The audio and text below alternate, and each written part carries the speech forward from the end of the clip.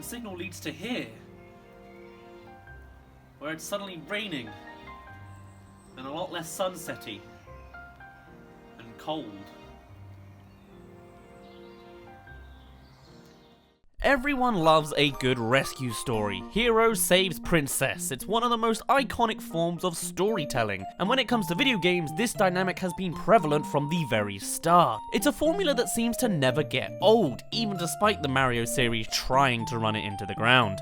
Regardless, I've grabbed a bunch of rescue sequences across a bunch of Nintendo games, and today I shall present you with Nintendo's top 15 rescue missions. And while I'm sure I could just showcase 15 Princess Peach scenes, it's far more fun to diversify a little bit. So though there will be princesses in this list, the majority of this list isn't. Enjoy. So why don't we start off this list with the very first rescue story to start off the video game trend. Of course I'm talking about the classic arcade game, Donkey Kong. It's basic and primitive as one would expect from a game dated back to 1984, but its simplicity gets the job done. When Jumpman does finally reach the top of the tower, he overpowers the villainous Donkey Kong and rescues classic Pauline from his clutches. And not even a line of dialogue is shown, just a simple heart gets all of it across. But enough of the basics, let's move swiftly on to... Yes, before he was the face of the princess rescue scene, it was Super Mario himself who was the one to be saved. At the beginning of Yoshi's Island, Mario is in the process of being born alongside his twin Luigi. And by that I mean, of course, the stork was flying the two of them to their parents one night. Unfortunately, along the way, the stork is attacked by Kamek, who steals baby Luigi right away and has the stork drop baby Mario onto Yoshi's Island. With the two separated and very far from their home, it's up to the clan of Yoshis to rescue both baby Mario by taking him on their adventure, as well as finding baby Luigi and the stork to get them over to their parents again. Baby Mario is saved pretty much throughout the entire game, as not only is he with the Yoshis the entire adventure, but saving him is literally a game mechanic. Every time you get hit, you must save him from his little bubble before he's taken away. Yeah, this is the best bit! And of course, for the very end, Yoshi must defeat a giant enchanted baby Bowser. Doing that will recover both baby Luigi and the tied up stork. And together, the babies are saved, the stork is recovered, and the heroes are officially born. Just don't watch the Yoshi's New Island cutscenes, it'll ruin your childhood. Since we're still pretty low on the list, this next one's a pretty small-scale rescue. It's saving the animals in Super Metroid. What I particularly like about this one is the context around it. While most rescue missions ensues at the end of the game and requires taking down some final boss at the end, see the last point for reference, this game presents the rescue mission as an optional thing on the side to allow for a little extra thrill. The animals and their entrapped position is established earlier in the game. However, they cannot be released until Mother Brain is taken down. Once she is, the primary goal for Samus is to get the hell out of there. The entire planet is soon to explode and she only has a limited amount of time to actually leave. But while on this death-defying, crumbling escape, only now is she able to detour to shoot the animals off of the planet, so that they can survive the destruction of planet Zebes as well. It's a small way to portray a rescue, but its impact is huge and iconic, even being the running theme for speedrunning events for a little extra fun. I really like it a lot. Risk versus reward. I'd love for it to be a more common thing. Oh well.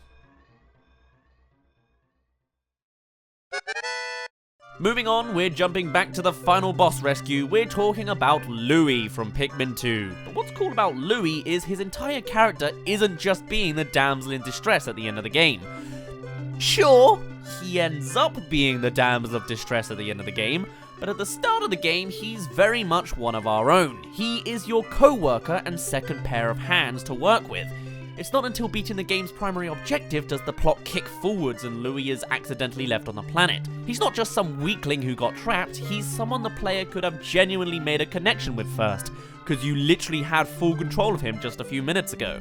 And the whole second half of the game surrounds the idea of trying to find where he's ended up, and once you do reach him, he's hidden behind one of the greatest Pikmin creatures ever, the Titan Dweevil, using collectible treasures to attack you with the elements while Louie mounts on top of it. Beautiful. What a dramatic rescue. Or was it even a rescue at all? From Louie to Luigi, we're next going to be talking about Super Paper Mario. The spin-off Mario RPGs are a real gem, as I feel everyone who's ever played them already knows. One of the reasons they are so good is how they explore their characters, and in this game, Luigi is yet another victim to be rescued. But not in the ordinary way. Because in this game, not only is he warped into another realm like everyone else, but he also winds up hypnotized to become a recurring villain in the game, Mr. L. Literally waving the character in front of the player, yet never allowing him to be returned to the side of the good. Which makes for some interesting scene compositions, as he must treat him like any other villain. Of course, eventually you do get him to join your party, but that element does still remain within him. As in the final battle, the sproutling of his villainy re-emerges to create the ultimate final challenge. It's a rescue that teases you throughout the entire game, and it's a lot of fun to play along with. And now that we've discussed heroes turned villain, let's now talk about villains turned other villains, with another brand of Mario RPG, Mario and Luigi, with Superstar Saga, and Bowser. That was a weird way to say that sentence, but you probably get what I mean. Yes, even Bowser has room to be rescued in some scenarios. As I mentioned with the last point, the Mario RPGs do some interesting things with their characters, and Bowser is very much the same. In this game, while Bowser is still very much set on capturing the princess for himself, he's ultimately not the bad guy here, as there's a much bigger villain also trying to claim the princess, and he's not too happy about that. Even in the prologue of the game, Bowser ends up joining Mario and Luigi in order to help the princess. However, things soon go south as his ship crashes to the ground and he is caught in a cannon. Once Mario and Luigi barter to get him released, he is shot across the kingdom and into the mountains, where he suffers from amnesia. From there, he's adopted by minor villain Popple, who renames him Rookie and has him fight against Mario and Luigi multiple times, unaware of who they are. Eventually, he recalls everything, but not before being dropped onto the kingdom again, this time to be possessed by the soul of the true villain of the game, Cackletta, releasing the final boss of the game, Bowletta, and requiring Mario and Luigi to eventually fight with her in order to save the kingdom as well as Bowser himself. While the methods end up the same, the process goes in all sorts of directions with amnesia, manipulation, and spiritual possession. What a trip. For number 9, we have some more Pikmin with Olimar in Pikmin 1. I got it up here as it's a unique form of rescuing. Nobody comes to the planet to actually save Olimar. He does it all by himself. This game is a game of survival after all, but that does infer that the game is one big self-rescue mission. Cool! On the other hand, one could perceive the events of the game being a big rescue mission for the Pikmin too. Olimar, as a captain, revitalizes and strengthens the entire Pikmin species from their minimal presence to masters of their world. But then, it's also the Pikmin themselves who physically save Olimar. So, who's saving who at the end of the day? Is Olimar saving the Pikmin? Are the Pikmin saving Olimar? Or is Olimar saving himself? Regardless, this game is one big survival rescue mission, and it's unique enough to get a prevalent spot on this list. I do love my side quest rescue missions, but one of the most iconic ones, at least to me, has to come from The Legend of Zelda Majora's Mask. With the time-based event mechanics, there's sure to be all sorts of wacky events taking place, but one of my favourites has to be the alien invasion of Romani Ranch. See, on the first night, a wave of ghosts will invade the farm in an attempt to abduct the rare Romani breed cows, and you must optionally prevent their success by fighting back with arrows alongside Romani's assistants. If, however, you fail, then the cows will be taken as well as Romani too. This dark ending will leave her older sister Cremia alone and depressed. On the second day, Romani will be returned, though her memories will be wiped of the events. From then on, she will occasionally thrash about and grasp her head, or otherwise appear completely catatonic. Creepy. The fact that this is an optional rescue mission means it absolutely has dire consequences if you don't carry it out. And I just love that about Majora's Mask. From the world of dark to the world of light, we now reach Kid Icarus Uprising. The primary goal of the game is to take down the leading forces of evil with the help of your angelic, godly alliance. However, The details of the plot end up going on quite the detour halfway through.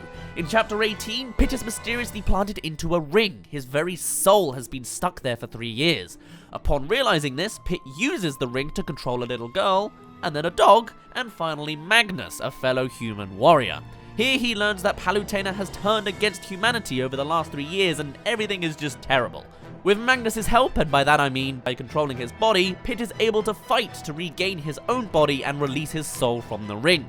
He tries to contact Palutena, as he does, but she doesn't respond, having to instead rely on Viridi, another goddess, to get his tasks done.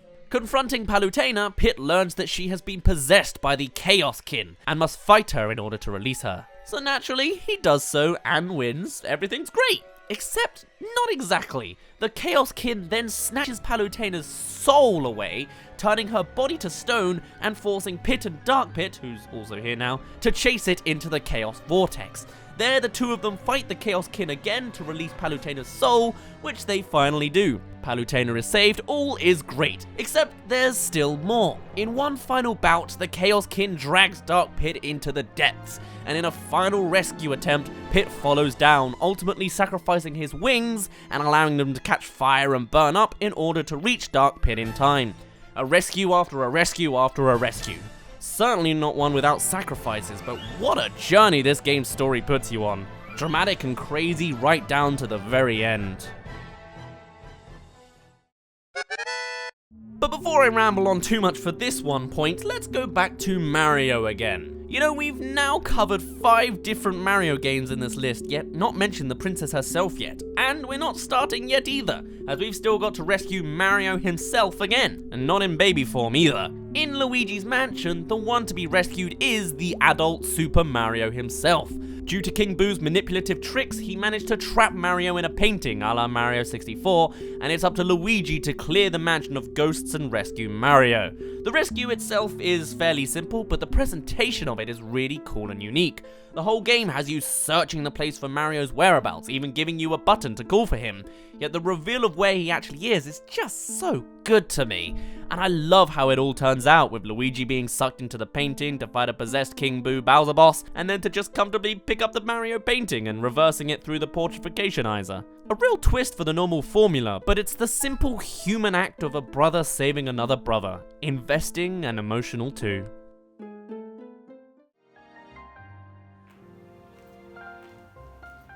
Hello?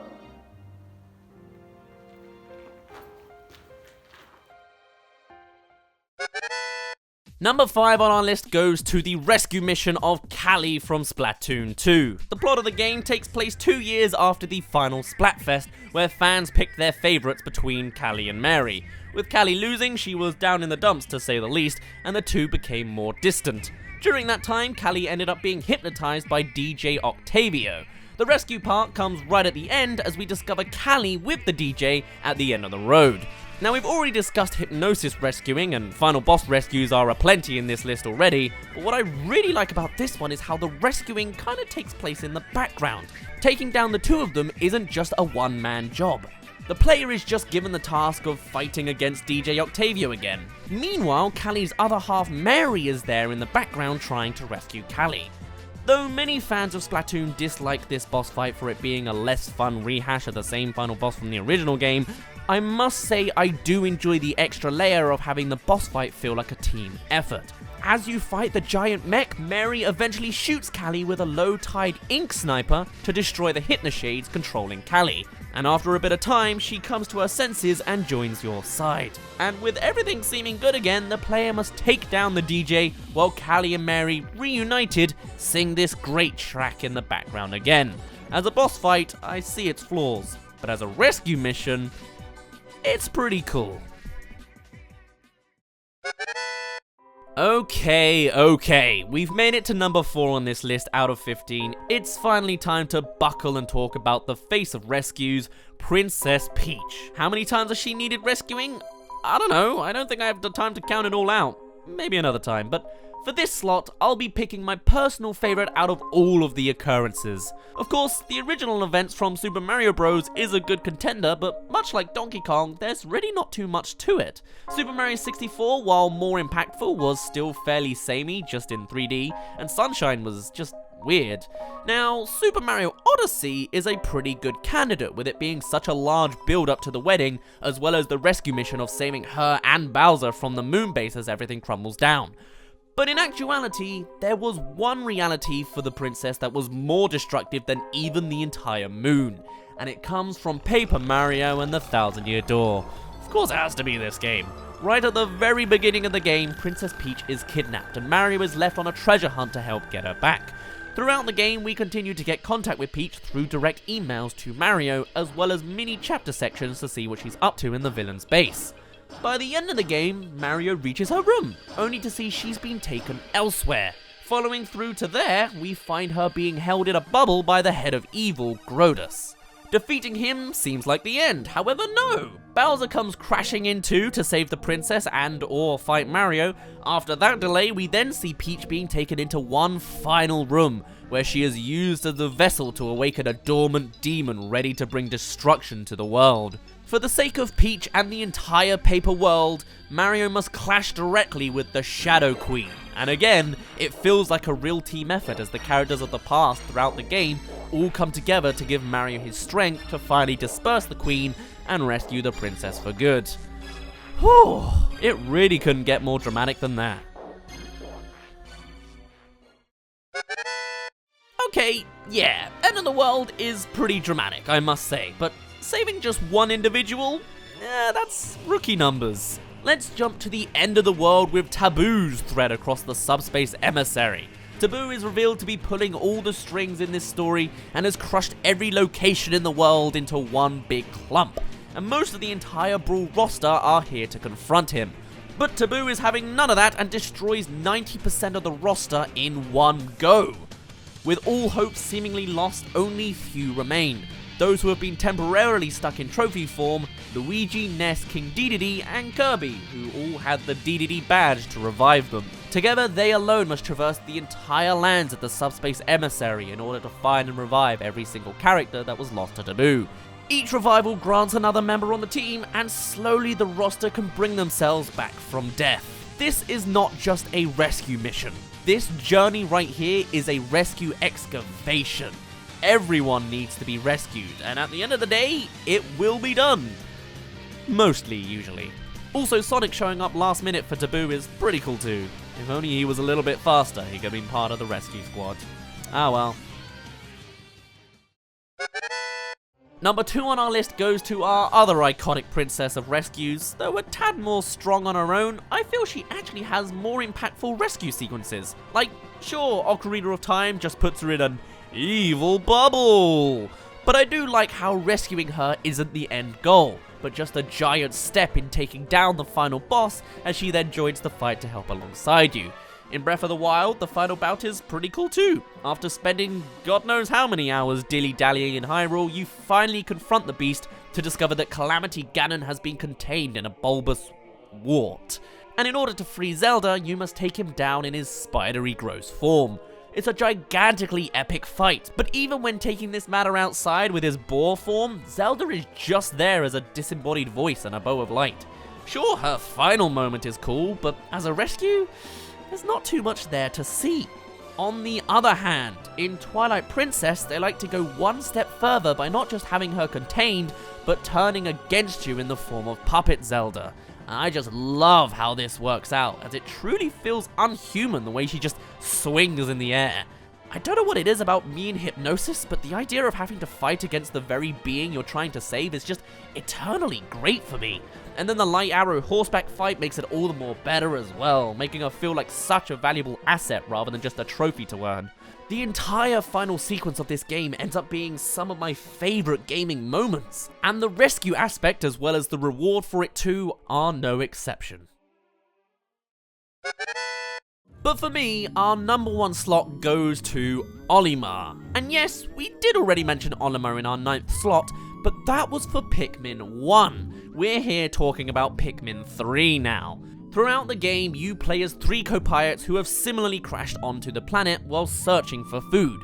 They learn early on of the existence of Olimar, yet never seem to find him, following signals that just lead to strange otherworldly objects. Eventually though, they crack down on his location and reach him at the formidable Oak. There they discover that he is a victim of the Plasm Wraith, who has claimed him as a kind of pet, which Olimar can't escape from due to his sleep-inducing suit. But ripping Olimar away from the Plasm Wraith is no simple task, as it needs fluid organization to succeed. First, Olimar must be burst from the golden bubble the Wraith has left. Next, the Pikmin must carry him. Then they must maneuver him through the labyrinth of the Wraith's home. On their path, there will be hurdles, obstacles, and enemies, many of which are simple illusions of the Plasm Wraith. Using all of the Pikmin types, they must open the accessible pathways for Olimar to be carried through, all while the Plasm Wraith chases after Olimar. Eventually, upon escape, the Plasm Wraith will open up for an attack, utilizing its illusionary production abilities to use all of the elements, which the captains and Pikmin must fight against. And only upon finally defeating the Plasm Wraith is Olimar released, and is free to be shot off of the planet and back home. This is my #1 favorite rescue mission, not just because Olimar is the greatest Nintendo princess to ever grace the company, but also because this is a much more in-depth rescue sequence. There are multiple moving parts that all collaborate to make this rescue a success. It's very reflective of the Pikmin games as a whole, being about group organization and management, and it's one of the few gaming sequences that genuinely feels like a rescue mission, rather than just a thing that happens on the way of playing the game. Truly, it is an amazing experience for the player, and heaped with all sorts of atmosphere as well.